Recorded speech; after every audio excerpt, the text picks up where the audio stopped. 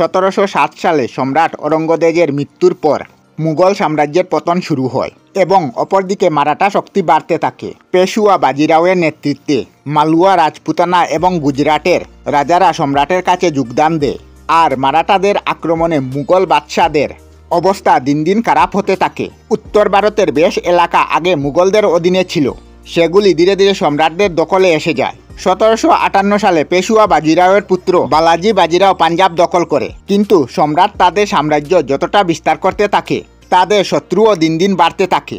পাঞ্জাব দখলের পর মারাঠাদের সামনে একটি বড় বাধা হয়ে দাঁড়িয়েছিল এবং আফগান নবাব আহমেদ শাহ ইতালি। বন্ধুরা, আজ এই ভিডিওতে আমরা আলোচনা করব পানিপথের তৃতীয় যুদ্ধের ইতিহাস।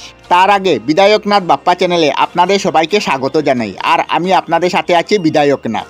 প্রায় 200 বছর পর পানিপথের ময়দান যুদ্ধের জন্য প্রস্তুত। যুদ্ধের এক প্রান্তে আফগান শাসক আহমেদ শাহ আলী এবং তার সেনাবাহিনী এবং ময়দানের অপর প্রান্তে আছে মারাঠা সেনাবাহিনী। মারাঠা এবং আফগানদের যুদ্ধ কৌশলে সমান পরিদর্শনে মারাঠারা আগে শক্তিশালী রাজ্যের বিরুদ্ধে বেশ কয়েকটি রাজ্য জয় করেছে, কিন্তু মারাঠারা বুঝতে পেরেছিলেন যে আফগানদের সরাতে গেলে তাদের আরও শক্তিশালী সেনাবাহিনী গঠন করতে হবে। তাই মারাঠা সেনাবাহিনীরা স্থানীয় জমিদারদের সাথে মিলিত হয়ে মিত্রতা বাড়াতে থাকে। মারাঠাদের সাথে সুন্দিয়া, বুলদের, হলদিয়া, কান্দাজ বাহিনী এবং গয়াখণ্ডের যোদ্ধারা যোগ দেয়।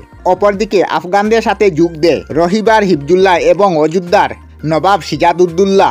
প্রায় 1 লক্ষ সেনার বিশাল বাহিনী নিয়ে মারাঠারা প্রথম আফগানদের উপর যুদ্ধ শুরু করে।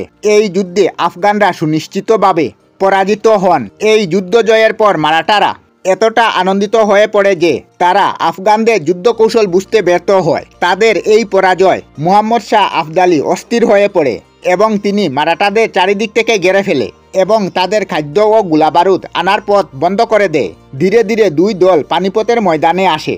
14 জানুয়ারি 1461 সালে দুই দলের সেনাবাহিনী সামনাসামনি যুদ্ধে জড়িয়ে পড়ে। প্রথমে মারাঠারা রোহিলা বাহিনীদের উপর আক্রমণ চালায়। মারাঠাদের আক্রমণে রোহিলাদের পিছিয়ে আসতে হয়। অপরদিকে আফগান বাহিনী মারাঠাদের উপর আক্রমণ করতে থাকে। দুই দল সমতালে একে অপরকে আক্রমণ করতে থাকে এবং হাজার হাজার সৈন্য মৃত্যুর কোলে ডলে পড়তে থাকে।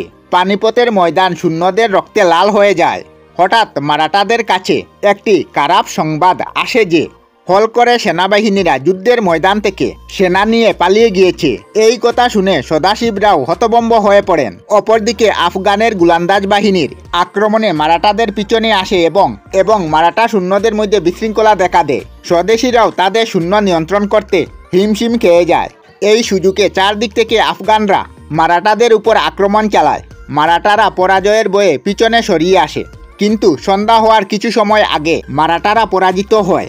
এই যুদ্ধের মাধ্যমে মারাঠাদের পতন ঘটে এবং এই যুদ্ধে মারাঠাদের প্রধান যোদ্ধারা মারা যায়। এই যুদ্ধে 30,000 থেকে 70,000 মারাঠা যোদ্ধা আহত হন।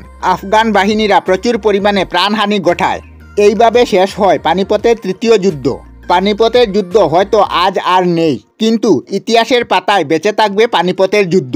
বন্ধুরা, এর আগে আমরা পানিপথের প্রথম যুদ্ধ ও দ্বিতীয় যুদ্ধ বিস্তারিতভাবে আলোচনা করেছি আমাদের এই চ্যানেলে। যদি আপনারা ভিডিওগুলি না দেখে থাকেন তবে ডেসক্রিপশন বক্সে দেওয়া লিঙ্কে ক্লিক করে দেখতে পারবেন, অথবা আমাদের চ্যানেলের প্লেলিস্টে গিয়েও দেখতে পারবেন। আমরা আমাদের চ্যানেলে সব ধরনের ভিডিও আপলোড করি, যেমন ব্লগ, নিউজ, কুকিং ভিডিও, ধার্মিক আলোচনা ইত্যাদি। যদি আপনারা এই ধরনের ভিডিও দেখতে পছন্দ করেন তাহলে এই চ্যানেলটি নিশ্চয়ই সাবস্ক্রাইব করবেন।